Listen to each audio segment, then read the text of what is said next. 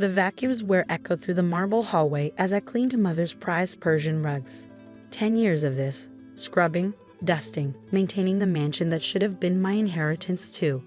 But according to Mother, the will had left everything to her. Julia, her sharp voice cut through the noise. You missed a spot. Again. Honestly, you can't even clean properly. I switched off the vacuum, turning to face her. Even at 55, Eleanor Bishop was immaculate, designer clothes, perfect makeup, not a silver hair out of place. She stood at the top of the grand staircase, looking down at me both literally and figuratively. Sorry, Mother, I said quietly, restarting the vacuum. I'll fix it. She sighed dramatically. Your father would be so disappointed. An Ivy League education, and here you are, not even able to handle basic housework. The mention of Dad made my chest tighten. He died suddenly when I was 20, leaving a void that Mother had quickly filled with rules, expectations, and endless criticism. The loving home I'd grown up in became a gilded cage, with Mother holding all the keys. Speaking of disappointments, she continued, descending the stairs. I'm hosting a dinner party tonight for the hospital board.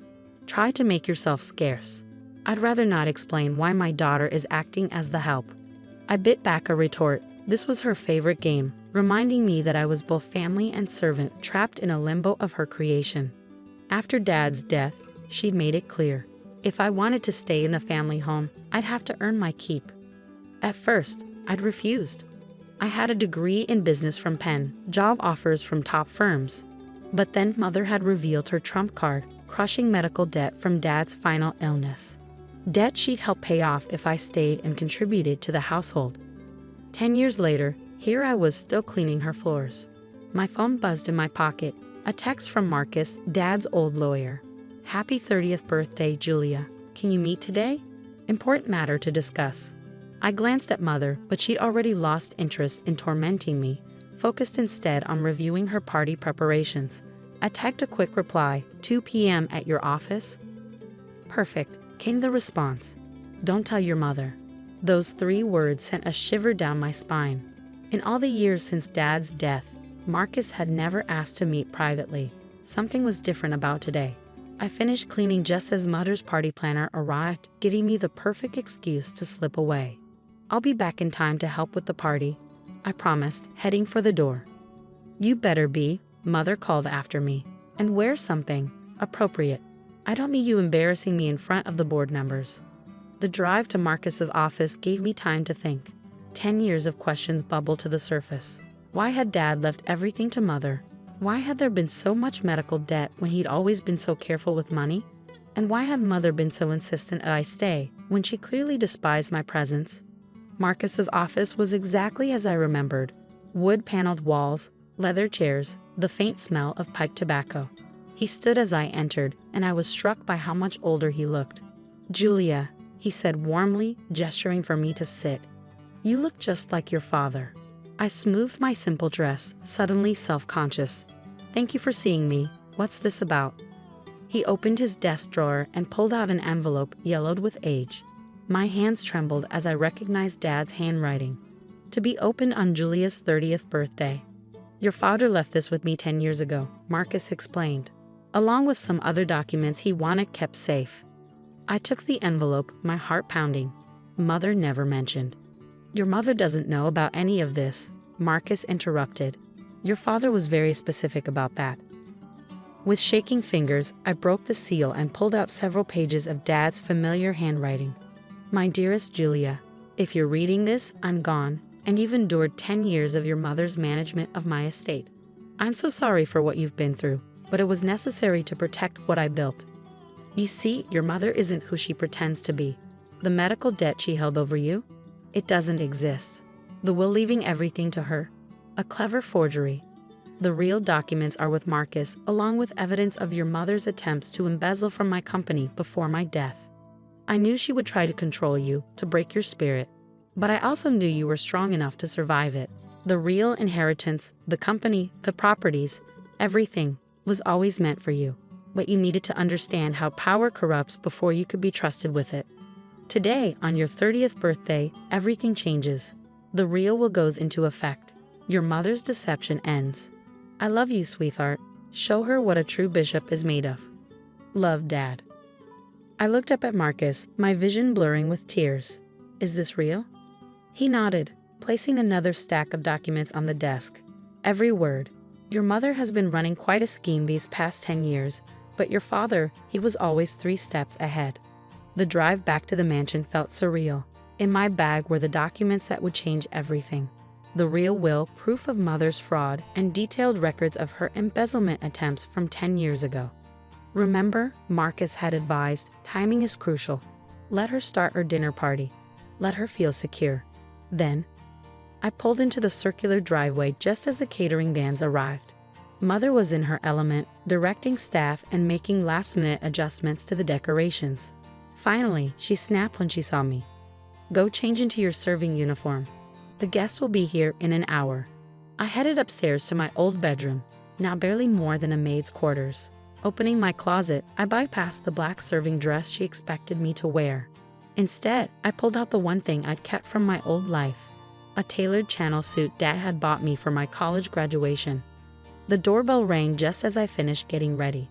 Through my window, I watched as luxury cars pulled up, disgorging members of the hospital board and their spouses. Mother greeted each one effusively, playing the perfect hostess. I waited until all 20 guests were seated in the dining room before making my entrance. The conversation stopped abruptly as I walked in, dressed not as a servant but as an executive. Julia. Mother's voice was sharp with warning. What do you think you're doing? Taking my place at the table. I replied calmly, sitting in Dad's old chair at the head of the table. We have some business to discuss. I apologize for my daughter's behavior, Mother said quickly to her guests. She's been unwell. Actually, I interrupted, opening my briefcase. I'm quite well, and I have some interesting documents to share with the board. Mother's face paled. This is neither the time nor place. It's exactly the time, I said, passing copies of the real will down the table. You see, my father never left everything to you. That was a forgery, and that's just the beginning of what you've been hiding. The room erupted in murmurs as board members began reading. Mother stood abruptly, her hands shaking. These are lies, obviously forged. They're authenticated, I cut in, by 3 separate firms. Just like the evidence of your embezzlement attempts before Dad's death, the ones he caught you trying to hide. Dr. Richardson, the board chairman, looked up from the documents. Eleanor, is this true? Of course not, she snapped. This is just a desperate attempt by my disturbed daughter to reclaim what's rightfully mine, I finished. The company, the properties, everything. And to expose 10 years of fraud. I turned to the board members. You'll find complete documentation of every illegal transaction, every forged signature, every attempt to misappropriate funds.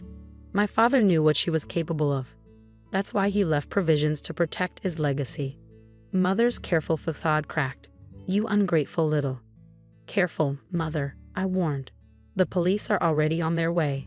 The evidence has been sent to the DA's office. Your only choice now is how you want this to end. She looked around the table, seeing her carefully cultivated social circle crumbling before her eyes. These people had been her shield, her way of maintaining the illusion of respectability. Now they were witnesses to her downfall. I can explain, she began, but the damage was done. Board members were already standing, making excuses to leave. Dr. Richardson paused by my chair. We'll need to call an emergency board meeting, he said quietly. Your father was a good man, Julia. We always wondered about the circumstances of his estate. Mother watched helplessly as her guests filed out, leaving their elegant dinner untouched. When the last car pulled away, she turned on me with fury in her eyes. You've ruined everything, she hissed. After all I've done for you. All you've done. I stood, my voice steady. You made me a servant in my own home. You lied about Dad's wishes. You stole 10 years of my life. A knock at the door interrupted her response. 2 police officers entered, followed by Marcus. Mrs. Bishop, one officer said, we need you to come with us. I watched as they led her away, her perfect makeup streaked with tears, her designer dress wrinkled from her grip. The mansion, which had felt like a prison for so long, suddenly seemed to exhale. Marcus placed a hand on my shoulder. Your father would be proud, he said softly. You did exactly what he hoped you would. The weeks following Mother's arrest were a whirlwind of change. The mansion, once cold and oppressive, Transformed as I reclaimed each room, I converted her formal parlor into a home office, replaced her antique furniture with comfortable pieces, and opened windows that had been shuttered for years. The company underwent an even more dramatic transformation.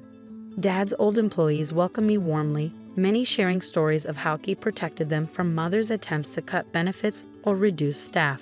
"Your father always said you'd be back," Margaret, his longtime secretary, told me. "He kept your office exactly as it was." The office she led me to was a time capsule, my college diplomas on the wall, family photos on the desk, even my old business plans still in the drawers. Dad had prepared this space knowing that someday I'd claim my rightful place. Mother's trial was set for spring. The evidence was overwhelming. Forged documents, embezzled funds, years of financial manipulation. But the worst revelation came during discovery, when prosecutors uncovered the truth about Dad's death. The medical records were falsified. Marcus explained gently, "Your father didn't die from natural causes. The toxicology report shows elevated levels of digitalis, heart medication he wasn't prescribed." I sat in stunned silence as the implications sank in. Mother hadn't just stolen my inheritance. She'd orchestrated my father's death. The investigation uncovered her careful planning. The slow poisoning over months, the fabricated medical bills, the forged will. She'd wanted complete control, and Dad had been in her way. When confronted with the evidence, she broke. In exchange for avoiding the death penalty, she confessed to everything. The court sentenced her to life without parole. I visited her once in prison, not for closure, but for answers. "Why?" I asked simply. She looked smaller in her prison uniform, her carefully maintained facade crumbling. "He was going to expose me. He discovered my dealings with offshore accounts, money I'd been skimming for years. You were his heir apparent, and I couldn't let that happen. So you killed him and made me your servant," I said flatly. "Your own daughter." "You were always his daughter," she spat, bitterness twisting her features. "I was just the trophy wife who gave birth to you. He never trusted me with the business, never saw me as an equal. Everything was always about you." I stood to leave, finally understanding. "You're wrong. Dad saw everyone's potential, yours included. You chose greed over growth, control over collaboration. That's why he trusted me instead of you." Walking out of the prison, I felt lighter. 10 years of questions had been answered, though not in ways I'd expected. The company flourished under my leadership, growing beyond even Dad's vision. I implemented policies he'd always dreamed of: profit sharing for employees, educational programs, community initiatives. The Bishop name became known for innovation and integrity, rather than just wealth and power. On the anniversary of Dad's death, I found another letter in his office, hidden behind a false panel. "Dearest Julia, if you're reading this, you've not only survived but thrived. You've learned the hardest lesson in business and life. Power without compassion corrupts, but compassion without strength fails. Your mother chose power. You've chosen leadership. The difference will define your legacy. I'm sorry for the pain you've endured, but watching you now, I know it was worth it. You've become exactly who I hoped you'd be, strong enough to wield power, wise enough to use it well. The company is yours now, truly yours. Build something meaningful. Create opportunities for others. Show the world what real leadership looks like. I'm proud of you, sweetheart. I always will be. Love, Dad." Today, the mansion is filled with life again. I've turned it into a residence for young entrepreneurs, giving them the support Mother never showed me. The formal dining room where she hosted her pretentious parties is now a collaborative workspace. Mother remains in prison, her perfect world reduced to a 6x8 cell. Sometimes I receive letters from her. Attempts at manipulation disguised as maternal concern. I don't read them anymore. Dad's legacy lives on, not just in the company's success, but in the lives we touched. Every scholarship we fund, every startup we support, every employee who grows with us. These are his real inheritance. And mine? It wasn't the money or the mansion or even the company. It was the lesson that took 10 years to learn. True power isn't in what you own, but in what you build. Not in what you control, but in what you create. That's a lesson worth cleaning floors to learn.